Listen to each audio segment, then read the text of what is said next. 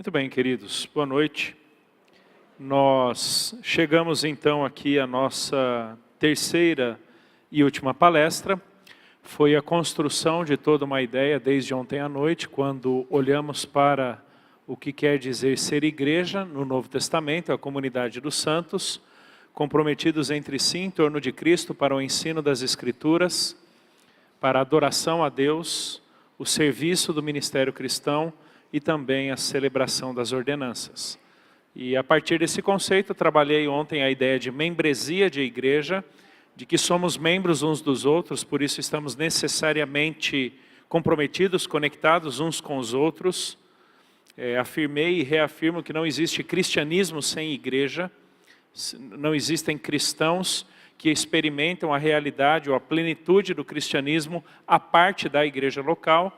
E aí eu tratei rapidamente a disciplina eclesiástica como necessária ou fundamental para a preservação da santidade dessa comunidade.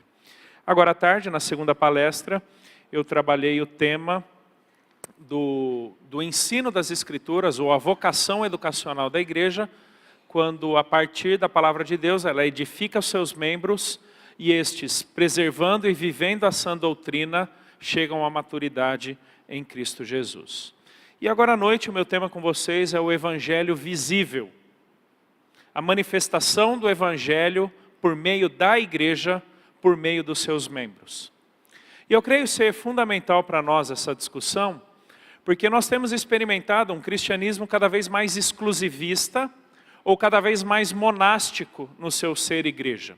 O que eu quero dizer com isso?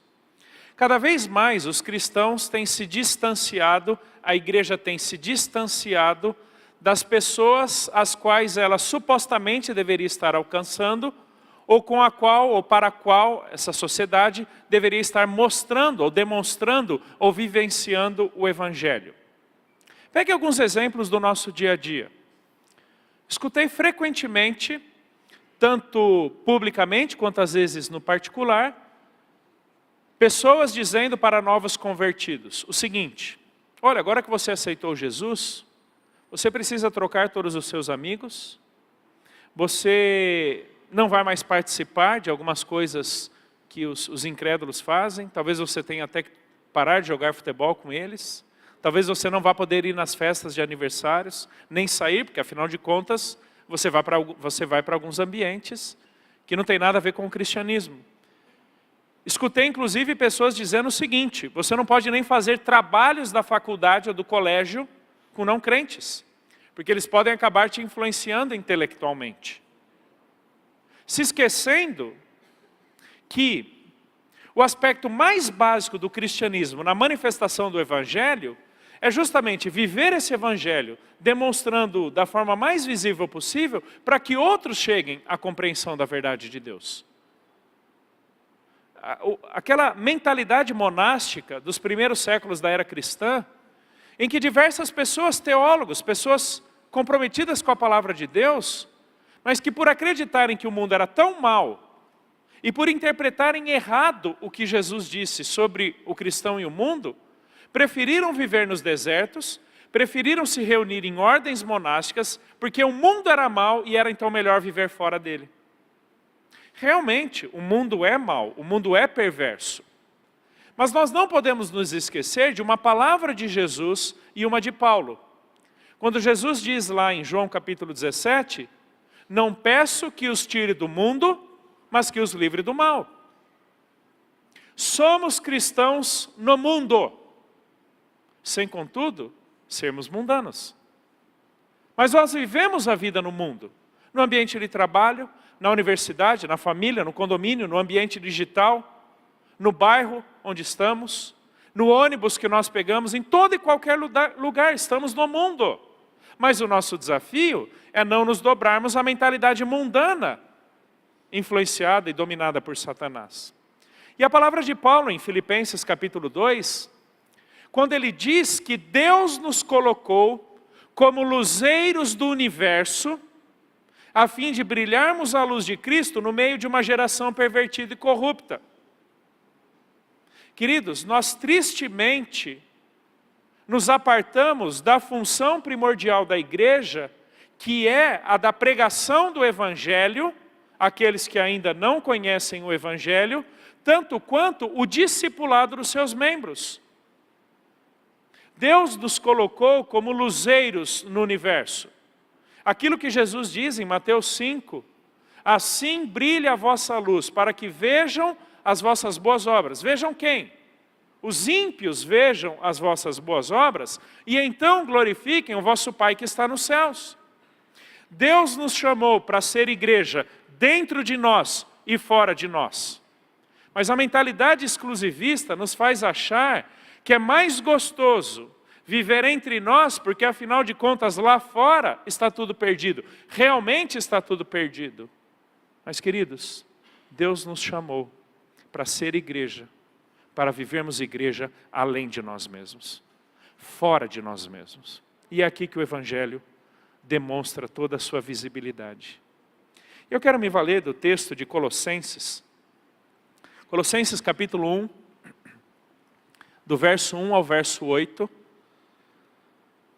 Trabalhando uma porção da carta de Paulo aos Colossenses, uma comunidade que ele não conhecia pessoalmente, que ele não tinha tido um contato presencial, mas que por causa do investimento de um homem chamado Epáfras, que deve ter tido um contato pessoal com o ministério de Paulo, que deve ter sido influenciado pelo ministério missionário, pastoral de Paulo, e então começado aquela igreja em Colossos.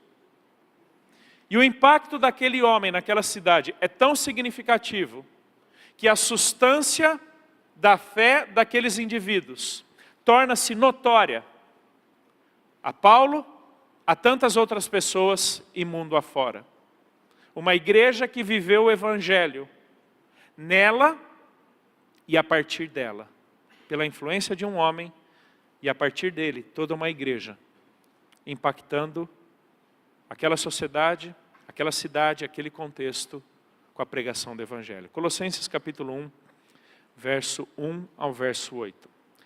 Paulo, apóstolo de Cristo Jesus, por vontade de Deus, e o irmão Timóteo, aos santos e fiéis irmãos em Cristo que se encontram em Colossos, graça e paz a vós outros da parte de Deus nosso Pai. Damos sempre graças a Deus, Pai de nosso Senhor Jesus Cristo, quando oramos por vós, desde que ouvimos da vossa fé em Cristo Jesus e do amor que tendes para com todos os santos, por causa da esperança que vos está preservada nos céus, da qual antes ouvistes pela palavra da verdade do Evangelho que chegou até vós. Como também em todo o mundo está produzindo fruto e crescendo, tal acontece entre vós, desde o dia em que ouvistes e entendestes a graça de Deus na verdade. Segundo fostes instruídos por Epáfras, nosso amado conservo, e quanto a vós outros, fiel ministro de Cristo, o qual também nos relatou do vosso amor no Espírito.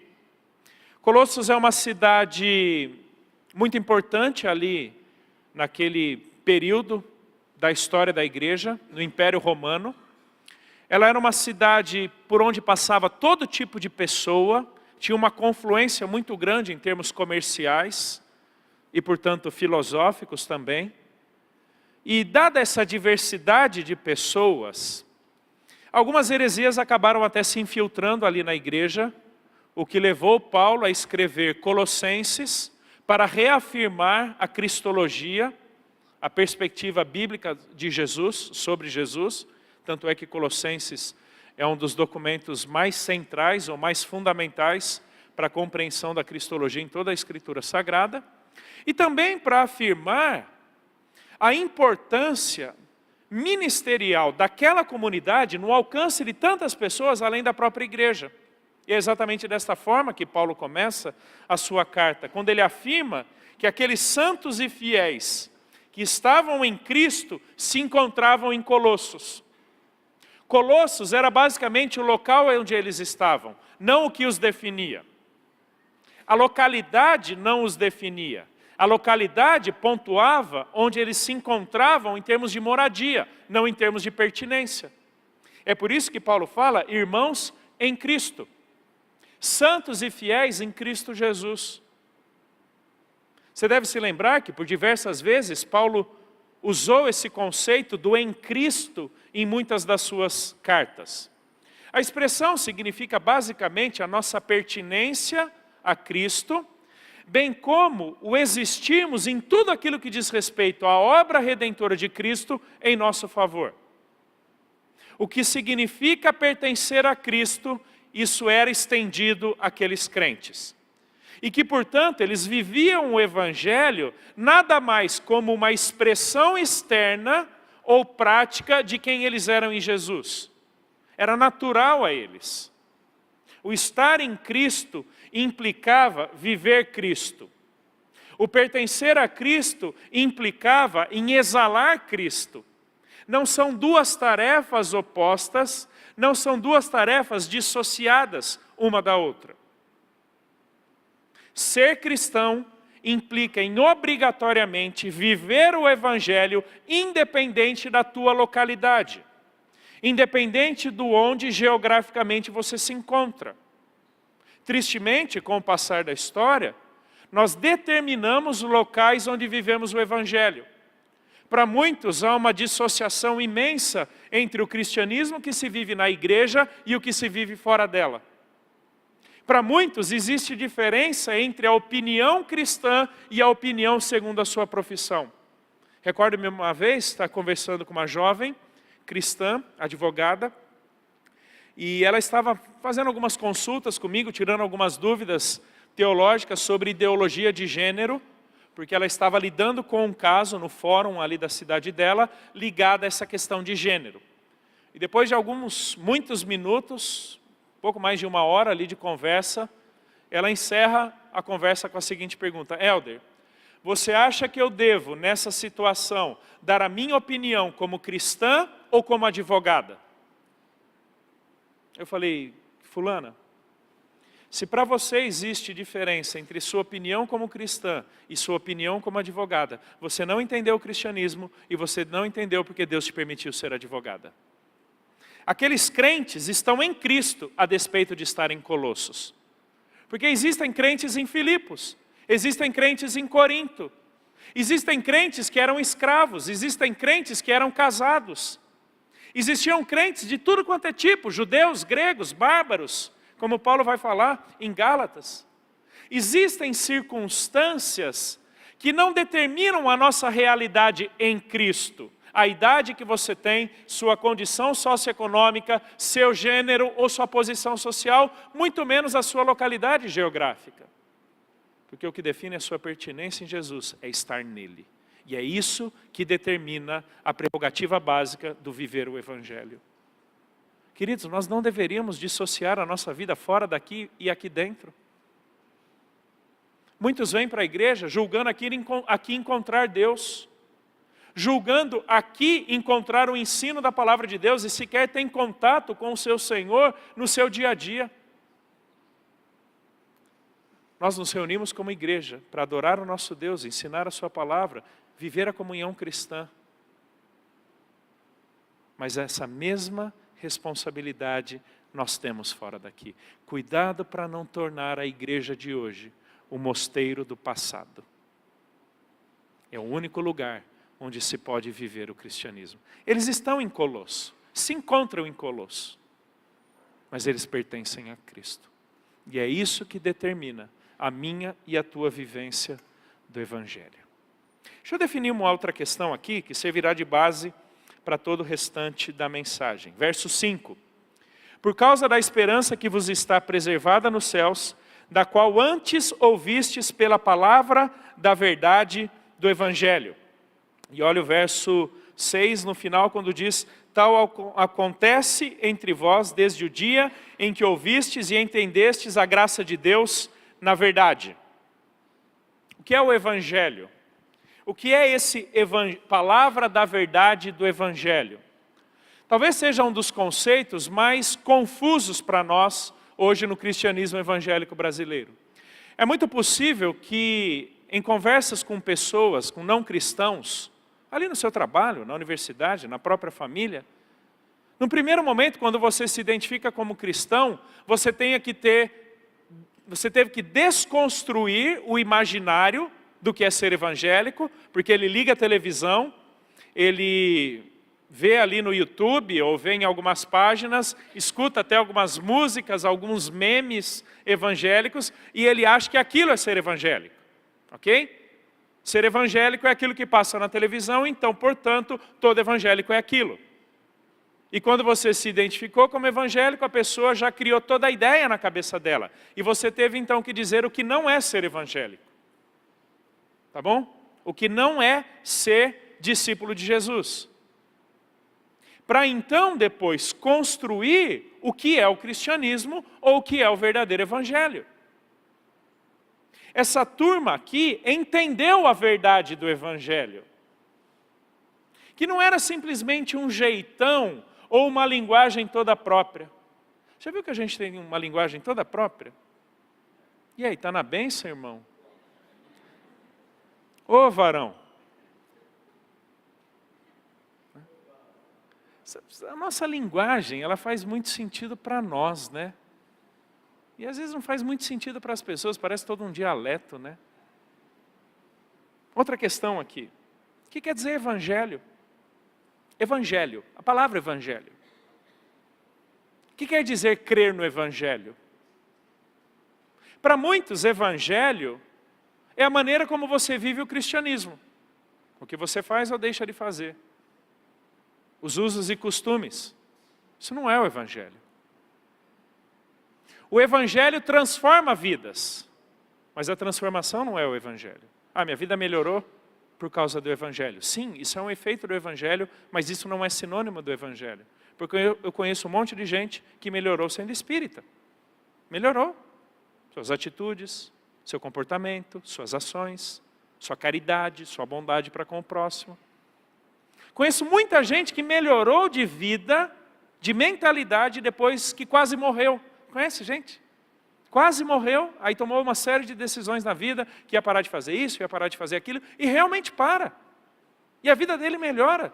Sua qualidade de vida, seus relacionamentos, sua agenda e mais um monte de coisa. Mas isso não é o evangelho. O evangelho não é só uma melhora de vida. O evangelho não é simplesmente participar de uma igreja. Sabe por quê? Porque o evangelho não é uma informação. O evangelho é uma pessoa. Lembra em Lucas 2, quando o anjo anuncia aos pastores o seguinte: eis que vos trago boas novas de grande alegria, que na cidade de Davi nasceu o Salvador. Qual é a boa nova de Deus? É uma pessoa, queridos. É alguém, não algo. O evangelho é Cristo. O evangelho não é uma informação sobre Cristo. É por isso que é possível que muitas pessoas nas igrejas evangélicas brasileiras tenham alguma noção sobre o que eu chamo da gramática do evangelho, Cristo morto por nossos pecados. Acreditam até nesta frase, mas nunca tiveram um encontro pessoal com quem é o evangelho, Cristo Jesus. Vocês concordam comigo que, independente da religião, cada vez que uma pessoa diz que Cristo morreu por nossos pecados, essa pessoa está certa? Concorda comigo? Porque a frase é verdadeira. Mas você concorda comigo que uma pessoa não precisa ser salva por Jesus para afirmar isso? Mas ninguém que não tenha sido salvo por Jesus experimenta dos efeitos do Cristo morto e ressurreto por nós. É isso que leva Ronaldo Lidório, como um dos maiores missiólogos, missionários do Brasil, a afirmar que a Igreja Evangélica Brasileira constitui-se hoje no maior campo missionário da nossa nação. Gente que pode ter alguma noção do Evangelho, mas nunca teve encontro com a pessoa que é o Evangelho, Cristo Jesus. Essa turma creu em Cristo, não simplesmente se comoveu com uma informação. Não simplesmente entendeu uma gramática, uma frase com sujeito, verbo e predicado. Eles estavam em Cristo, pessoalmente radicados, enraizados em Cristo Jesus. Sabe por que muitas pessoas têm dificuldade em viver o Evangelho? Porque nunca se encontraram com o Evangelho. E, portanto, estão tentando viver vida alheia, que não lhes pertence, não lhes diz respeito. Agenda de outro, mentalidade de outro, comportamento de outro, porque não é seu. não foi transformado ainda pela graça. Como Paulo fala em 1 Coríntios 15, o Evangelho é este: Cristo morto por nossos pecados segundo as Escrituras e ressuscitado ao terceiro dia segundo as Escrituras. Este é o Evangelho. Que pais devemos pregar aos nossos filhos? Cuidado para não fazer da educação deles a porta de entrada do inferno, quando você simplesmente espera atitudes cristãs, sem nunca ter exposto Cristo para eles. Cuidado, para não fazer deles seres morais, mas ímpios no seu destino eterno. Apresente-lhes Cristo.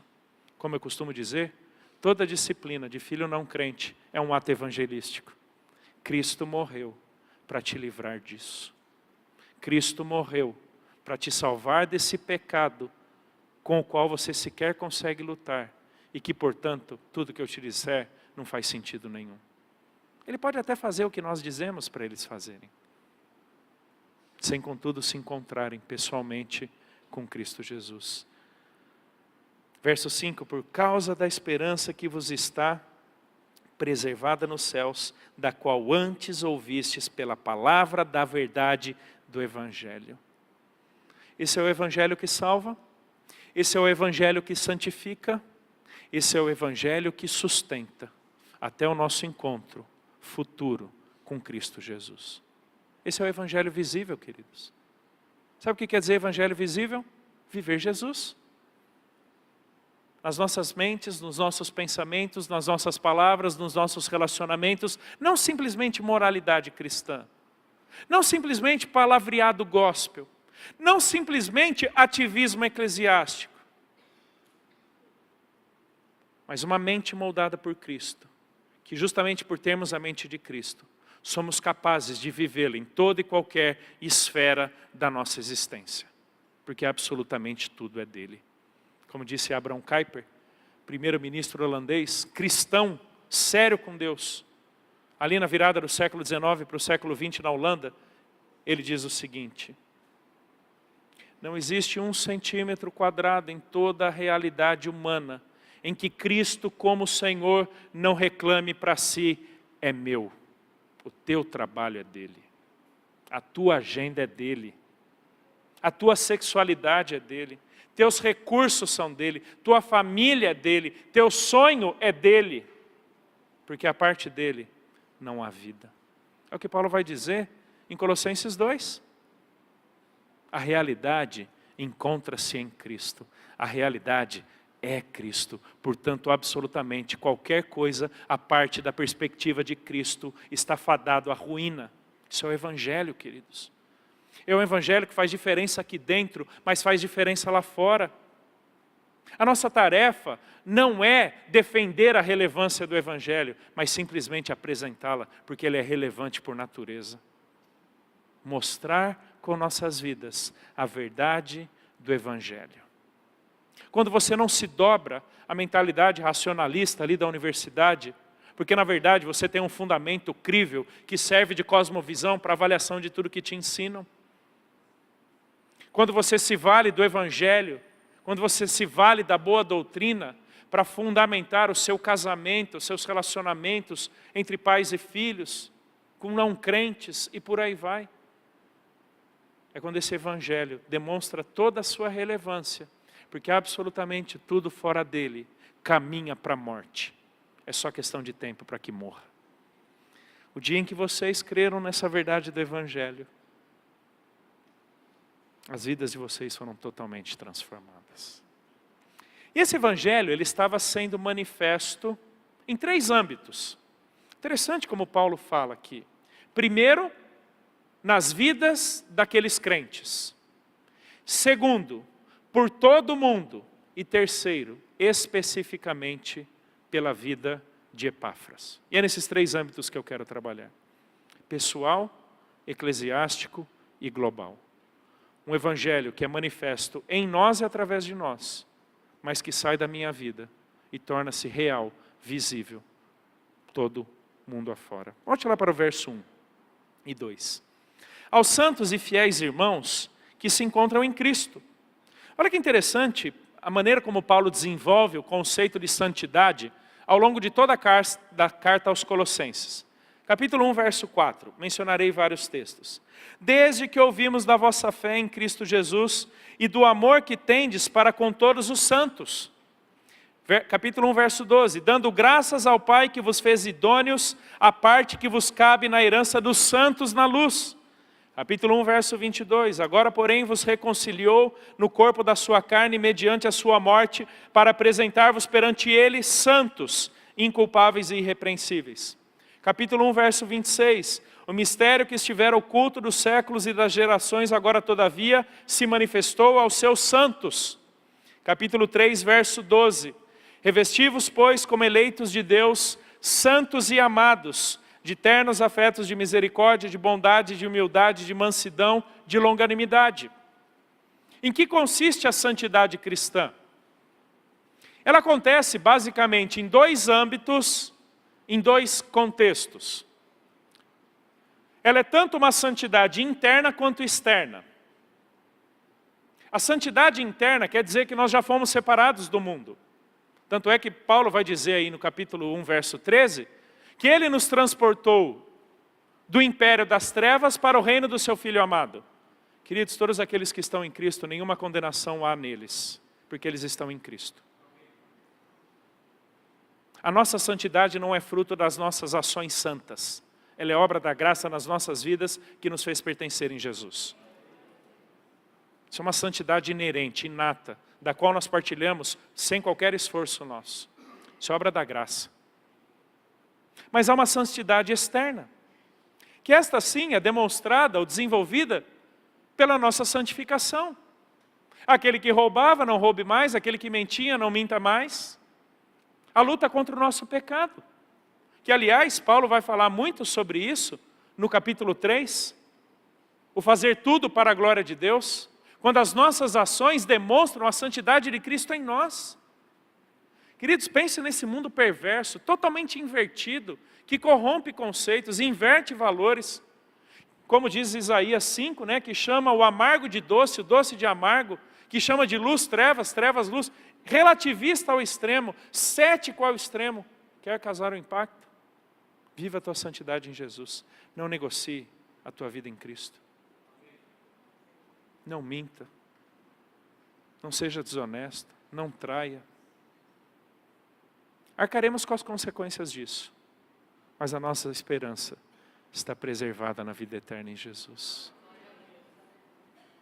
Existem dois contextos onde essa santidade ela é vivenciada. Tanto a minha posição em Cristo, quanto a minha vivência do dia a dia. E é justamente a minha posição em Jesus, aquele em Cristo, do capítulo 1, verso 1, que possibilita a prática da santidade. Como eu já disse, santidade não é o resultado da soma das nossas ações santas, mas a obra da graça de Deus que nos santifica em Cristo Jesus. Ele já vai fazer isso.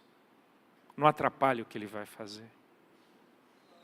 Deixe Ele te moldar pelo Evangelho a imagem de Cristo, porque Ele já determinou, Ele já nos predestinou para isso, queridos. Aos que de antemão conheceu, a esses também predestinou para serem conformes à imagem de seu Filho. Deus já nos predestinou para sermos a imagem de seu Filho. E deixa eu te dizer, Ele vencerá. Ele vencerá. Ele vai te levar para lá. Que, portanto, as nossas ações demonstrem a nossa santidade em Jesus, na vivência de um Evangelho que sai de nós e impacta um mundo corrupto. Não peço que os tire do mundo, mas que os livre do mal. Esses santos, eles também são fiéis. Olha que interessante essa ideia de fidelidade. E com ela eu abro agora o que eu quero chamar das virtudes teológicas da piedade cristã. Você percebeu que nesse parágrafo, especialmente verso 4 e 5, Paulo menciona aquelas três palavrinhas que frequentemente ele e Pedro usam: fé, esperança e amor? São as virtudes mais básicas da fé cristã, da vida cristã, da piedade cristã: fé, esperança e amor, desde que ouvimos da vossa fé em Cristo Jesus e do amor que tendes para com todos os santos, por causa da esperança que vos está preservada nos céus. O termo grego para fé é o mesmo para fidelidade. Então, em alguma medida, a vivência da fé manifesta numa vida fiel ao Senhor, onde eu cumpro com as minhas responsabilidades como cristão, onde eu pratico aquilo que recai sobre mim como crente em Jesus. Mas a palavra fé, ela tem sido infelizmente muito mal usada, muito mal interpretada nos dias também, nos nossos dias. Onde para muitos fé é quase que pensamento positivo, acreditar fortemente em algo, é mentalizar algo e acreditar que aquele algo vai acontecer, então você já toma posse da bênção, já decreta, profetiza, esperneia, pode fazer o que você quiser, porque se não for da vontade de Deus não vai acontecer nada. Mas você entendeu o que é fé para muitos? É esse mentalizar. Isso não é fé, isso é pensamento positivo. Tem gente que acredita que acreditando, Deus vai fazer, entendeu? Fé na fé. Eu acredito que se eu acreditar, Deus vai fazer. O que é fé?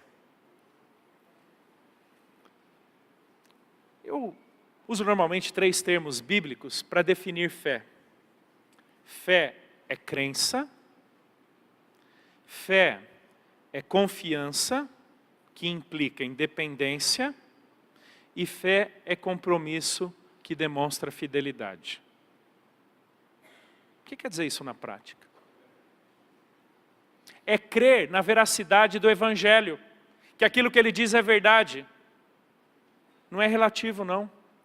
Não está a gosto do freguês, você não faz o que você quer da palavra de Deus. Deus nem consulta a minha opinião para ver se eu concordo com Ele. Diante da verdade do Evangelho, nós nos dobramos, não opinamos. Nós nos dobramos, nós cremos no que a palavra diz. Nós nos sujeitamos a ela. Nós cremos na fidelidade daquilo que Deus disse, na sustentabilidade, na autoridade, na autenticidade, na verdade do que Ele fala. Vocês que estão questionando algo da palavra, deixa eu te dizer, o teu problema não é com a Bíblia, tá? O teu problema é mais embaixo, o teu problema é com o autor dela. Porque ela simplesmente reflete o pensamento dele. Se você tem problema com ela, na verdade você tem problema com ele. Fé é crer no que ele diz. Segundo, é confiar. Confiar no sentido de caráter fundamental do que ele diz. Minha vida não vai dar certo sem isso, sem esta verdade, sem este Evangelho.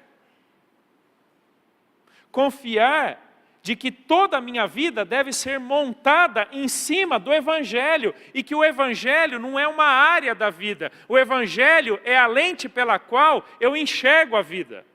Queridos, o Evangelho não é o departamento da vida, como se fosse uma gaveta num armário. O Evangelho é o armário, pouco importando quantas gavetas a vida tem, porque todas elas serão avaliadas, discutidas, aproveitadas ou não, vividas ou não pelo Evangelho. Isso é cosmovisão, queridos. Cosmovisão é a lente pela qual você enxerga, lê, interpreta, interage com tudo à sua volta. E se o Evangelho não é sua lente, se você não confia no Evangelho, não faz qualquer sentido todo o restante da sua vida. Você depende sua vida no Evangelho. O que quer dizer depender? Montar sobre. Lembra, por exemplo, quando aqueles que já tiveram filhos pequenininhos, quando eles eram bebezinhos, que você tinha que carregá-los no braço, ou quando eles eram um pouquinho maiores, mas tinham que andar por muito tempo, eles se cansavam, vocês pegavam no colo, ou os pais colocavam aqui no pescoço. Parentes, confesso, eu dava muito migué com meu pai. Eu falava que eu estava cansado só para ele me pôr no pescoço ali. Mas o que é isso? Depender. Se não carregar, não vai andar. Aquele bebezinho não sabe andar ainda.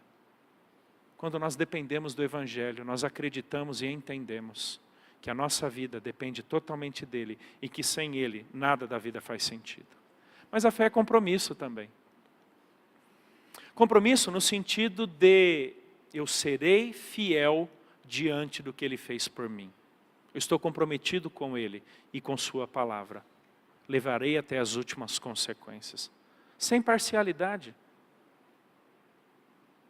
Sem negociação. Fiel até o fim. Vivendo o Evangelho, independente das implicações e consequências. E o Novo Testamento nos testemunha muito bem a dificuldade que era viver o Evangelho naquele contexto. Por favor, não pense que hoje é mais difícil do que no primeiro século. Tá bom? Não pense. Não pense que no mundo muçulmano era mais difícil do que no primeiro século no Império Romano. Ali pessoas também perderam a vida. Ali pessoas também tiveram seus bens confiscados. Ali pessoas também foram expulsas das suas casas por crerem em Cristo. Mas a sua fé era demonstrada na fidelidade, como Paulo falou no verso 2, aos santos e fiéis irmãos. Gente comprometida com Jesus. Que não barganha a sua ética cristã diante da primeira proposta sensual de uma pessoa do sexo oposto. Que não negocia a verdade diante do pirateamento de um software ou de uma mentira virtual, mas mantenha sua fidelidade, independente do que lhe custe. E pouco importa se um software custa R$5 ou 5.000, a gente não está falando de valores monetários, a gente está falando de valores espirituais. Fiéis. Segunda virtude, amor. O amor que tens para com todos os santos, para com todos os irmãos. Interessante a ideia de amor, né? Nisto conhecerão que sois meus discípulos, se vos amardes uns aos outros. Um mundo ausente de amor, um mundo ausente de abnegação, de doação de si para o outro. Como diz Zygmunt Bauman, sociólogo polonês, tido como um dos maiores teóricos da pós-modernidade, falecido ano passado, 2017. Nós vivemos uma época de um amor líquido, volúvel, interesseiro, egoísta.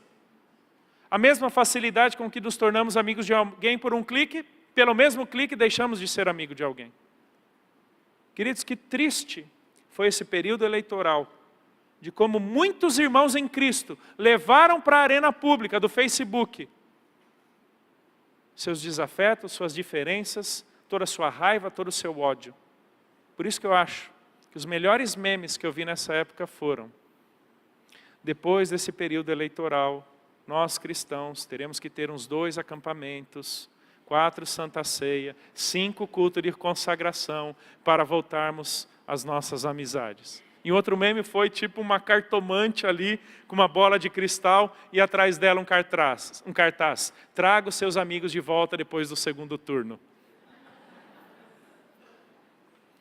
Gente, quanta falta de amor entre nós. Eu não estou dizendo que não devamos lidar com diferenças. Temos que lidar, mas preste atenção. Não são ideologias políticas que nos ligam ou nos distanciam, mas o estar ou não em Cristo. Se eu devo amar meu inimigo, quanto mais o meu irmão em Cristo. Eu sei que tem irmão em Cristo que só Deus para amar. Ok? Mas nós, como igreja de Jesus, fomos chamados para amar. Não tenha cada um em vista o que é propriamente seu, senão também cada qual o que é do outro. Não busque apenas os seus interesses, com partidarismo e vanglória, mas aquilo que é do interesse do outro. Queridos, sairmos do nosso mundinho de pequeno príncipe e nos envolvermos com o mundinho do outro. Isso é cristianismo, queridos. Viver uma vida do outro, entrelaçamento, mútua pertinência. Aqueles que estiveram ontem, aquele conceito de membresia. Nossa pertinência a Cristo é o seu corpo local. Irmãos entrelaçados, queridos. Nisto, repito, nisto conhecerão que sois meus discípulos, se vos amardes uns aos outros. Quer causar um profundo impacto no mundo. Viva o amor de Cristo. Ame pessoas. Vocês, maridos, sejam fiéis às suas esposas. Vocês, esposas, sejam fiéis aos seus maridos. Pais, amem seus filhos. Filhos, amem seus pais. Aprendamos a amar uns aos outros, porque essa era uma marca que os crentes de Colosso estavam imprimindo no mundo. Estavam imprimindo ali o amor que tendes para com todos os santos. Queridos, por que nos é possível amar? Porque Ele nos amou primeiro. E deixa eu te dizer, se Ele deu a vida por mim, então nenhum sacrifício meu por Ele é grande demais. Não pense que você está fazendo um favor por seu irmão em Cristo quando você o ama. Você, na verdade, está simplesmente respondendo a um amor que Deus teve por você em Jesus. Isso não é sacrifício. Não é sacrifício amar irmãos. Sacrifício é morrer na cruz por pessoas que nunca te dariam nada em retorno. Isso é sacrifício. Quando amamos irmãos, estamos respondendo a pessoas o amor que Jesus teve por nós. Queridos, se a igreja não for capaz de amar, não existe instituição no mundo que possa expressar verdadeira abnegação, entrega de vida. Não existe. Aprenda a amar seus irmãos. Como eu disse ontem, acostume-se a fazer isso hoje, porque passaremos a eternidade do lado deles. E não dá para pedir para morar no condomínio do lado. Não dá. Quem definiu a casinha que cada um vai morar foi Ele. Vamos nos acostumar aqui, porque faremos isso por todo sempre. E por causa da esperança que vos está preservada nos céus. Lembra daquela frase que diz, a esperança é a última que morre? Lembra? Então, não é verdade, sabia? Puxa, desculpa, né? Matei sua esperança, né? Pessoal, esperança não é a última que morre. Sabe por quê? Biblicamente, nós só experimentamos a esperança depois da morte. Porque a esperança, ela não lida com conteúdo presente, palpável, visível ou controlável. Paulo vai dizer, na esperança fomos salvos. Ora, esperança que se vê não é esperança, porque como espera alguém aquilo que vê? Romanos 8, 24 e 25. A esperança lida com a certeza futura, mesmo que eu não a enxergue e muito menos a controle. Por que é que nós vivemos pelo que cremos e não pelo que vemos? Porque se você vive pelo que você vê, a sua esperança está limitada a esse mundo, e como Paulo diz em 1 Coríntios 5, somos os mais infelizes de todos os homens. Por que é que para muitos a esperança morre? Porque colocam em coisas que não levaremos para longe ou para além do túmulo. Coloque sua esperança no seu trabalho, quando você ficar sem ele, sua vida perderá o seu propósito. Coloque sua esperança na sua família, e quando você estiver sem ela, pela morte, ou seja, por que motivo for, a sua vida terminará. A esperança está fundamentada em Cristo Jesus, que morreu e ressuscitou, e um dia virá para nos buscar e deflagrar toda a eternidade com Deus. A nossa esperança está em Cristo, nele, não nas coisas. É por isso que fé, deixa eu voltar um pouquinho para a fé, é por isso que qualquer objeto da fé, que não Deus, a Trindade e sua palavra, é um objeto que levará a fé à ruína. Os únicos objetos válidos da fé em toda a Escritura são a Trindade e a Bíblia, a palavra de Deus. É por isso que nós não temos fé na cura de alguém. Nós temos fé em Deus que pode curar, e ainda que não cure, nem por isso deixará de cuidar dos seus filhos. Nós não temos fé de que passaremos num concurso ou na universidade. Nós temos fé em Deus que sabe o que é melhor para nós, e mesmo que não passemos num concurso, nem por isso deixará de prover a nós o que é necessário. Coloque sua fé em qualquer coisa que não Deus, e você se frustrará. Coloque a sua esperança, qualquer coisa que não em Cristo, e a sua esperança morrerá. Por isso que a esperança lida com depois da morte e nunca antes dela. Sabe por quê? Porque, queridos, a morte não é o ponto final da existência humana. Ela é a reticência para que, no apagar das luzes aqui, seja descortinado um novo palco lá. É quando nós vivemos a esperança futura aqui. A certeza do que nos está prometido lá, moldando nossa mente aqui. Queridos, não é carpe diem não, tá bom? Cansei de ver Instagram, Facebook, Twitter de crente, carpe diem, viva a vida. Para com isso é um poema de Horácio, poeta romano do século I a.C. Viva o dia, porque você não sabe o amanhã. Nós cristãos conhecemos o amanhã. Para o cristão é carpe aeterno.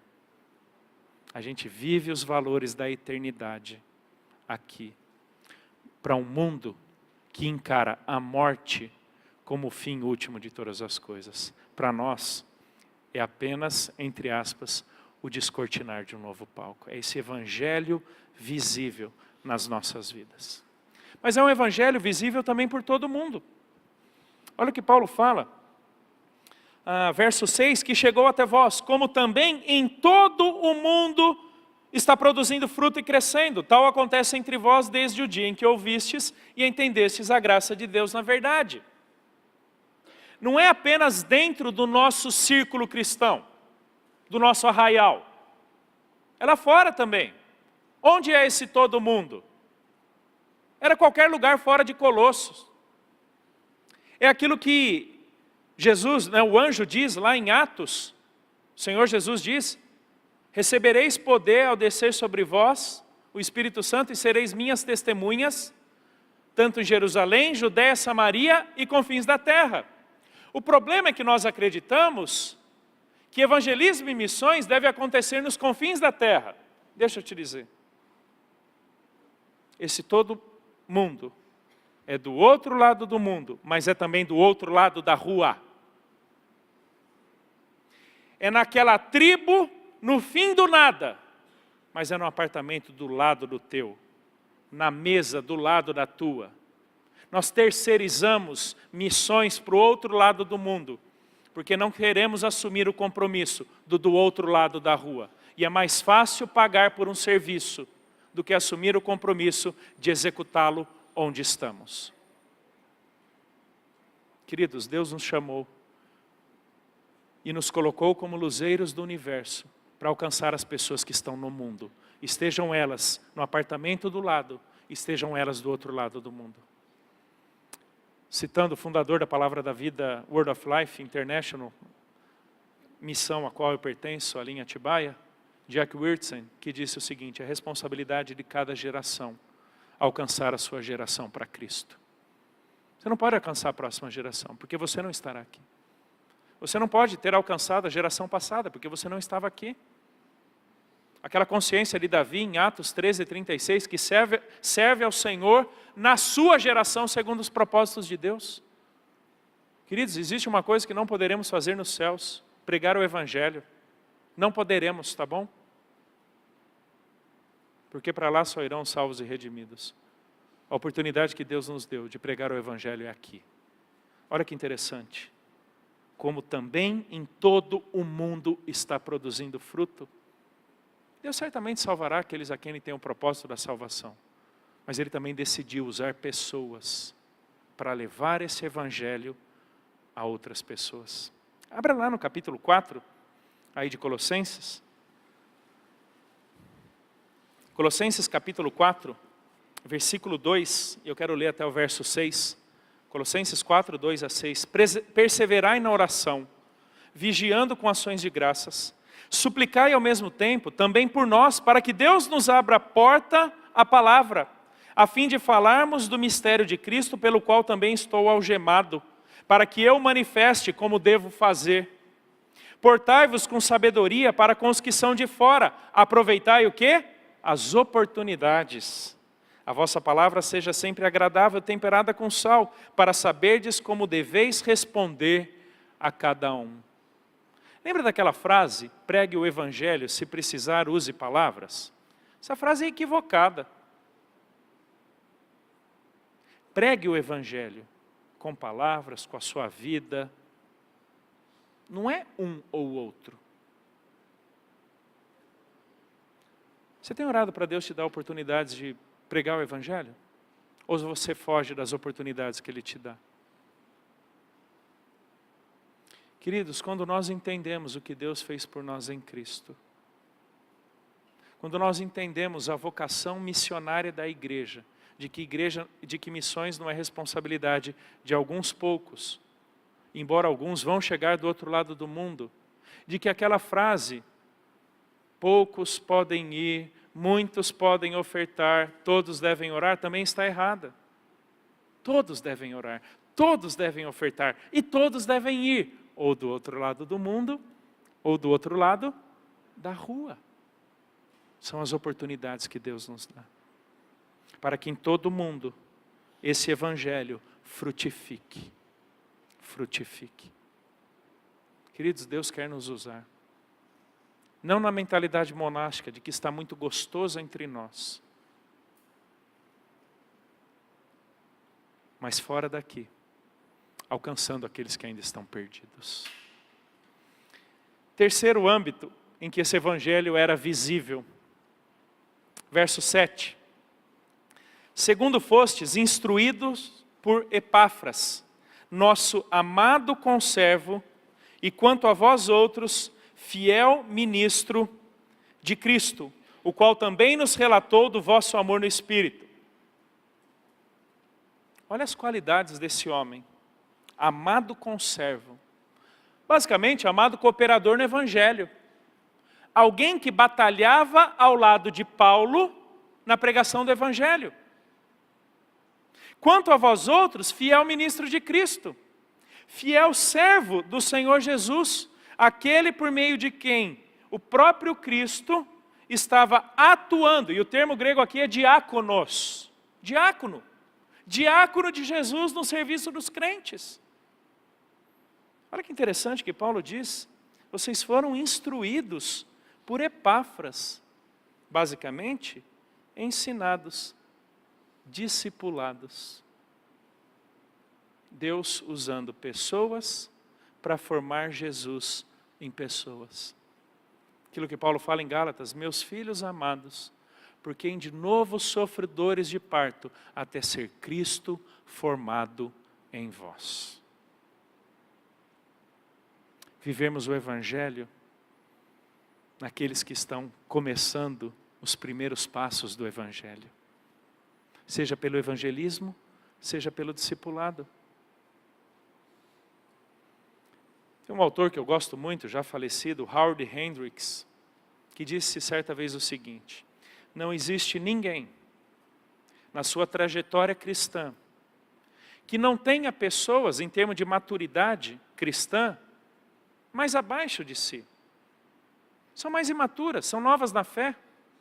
E que, portanto, não possam usar de suas próprias vidas para discipulá-las. Quando, por exemplo, vocês casados vão acompanhar casais de namorados, instruindo-os na fé, eu tenho certeza que tem muita gente que vem aqui de lares destruídos, que amariam poder ver o Evangelho funcionando em famílias, porque o contexto do qual eles vêm, sequer existia família. Vocês, profissionais cristãos, que têm vivido o cristianismo com seriedade na sua profissão, e têm perseverado, sido sustentados por Deus em meio a todo esse ambiente selvagem, se aproximarem desses jovens que estão entrando na faculdade, saindo da faculdade para o ambiente selvagem do mercado de trabalho, se aproximando deles e ajudando-os a viver Jesus nos seus primeiros anos do mercado de trabalho.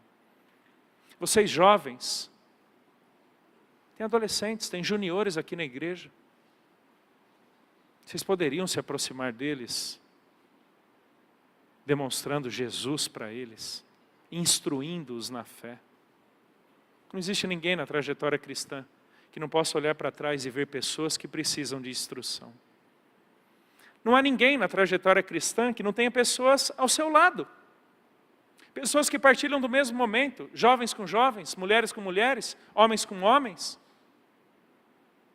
Viúvos, viúvas e por aí vai. Gente que está passando pela mesma circunstância, que entendeu que encontrará no seu irmão em Cristo a sustentação necessária para a vivência do Evangelho. Aquilo que eu disse ontem, cristianismo não é carreira solo, é caminhada conjunta. Colossenses capítulo 3, Paulo dirá, suportai-vos uns aos outros. Sabe que capacidade nós tivemos como crentes de fazer desse verso? Traduzir suportai-vos por tolerai-vos. É assim ou não é? Nossa, é verdade, eu tenho que suportar aquele irmão. Como se suportar fosse tolerar. Não. Suportar quer dizer servir de suporte, carregar, auxiliar no encaminhamento de alguém. Eu lembro certa vez de uma eu vi uma cena muito interessante. Uma garota que devia ter ali seus 10, 12 anos de idade, andando com o seu irmãozinho, um irmãozinho menor, não devia ter 4, 5 anos, e de repente o irmãozinho dela cansou e ela pegou o garotinho e colocou nas costas. E ela caminhou por algum tempo com o irmãozinho nas costas. E até que eu me aproximei dela e falei, fulana, não está pesado? Ela disse, não tio, é meu irmão. Isso é suportar. É teu irmão. É teu irmão em Cristo. Suportar em amor, suportar na edificação, suportar em oração. Do jeito que você está orando, pelas suas lutas na educação do seu filho, da sua filha, saiba, deve ter outras famílias que estão lutando com isso, ore por eles também. Do jeito que você está lutando por tua santidade, devem ter outros que estão lutando com ela, ore por eles também.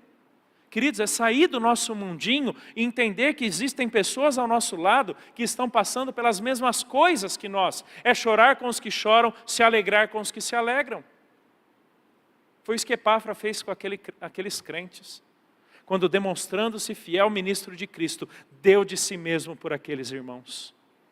E o Hendricks diz ainda que não existe ninguém na trajetória cristã que não possa olhar para alguém em que possa imitar e ter como seu mentor, o seu discipulador.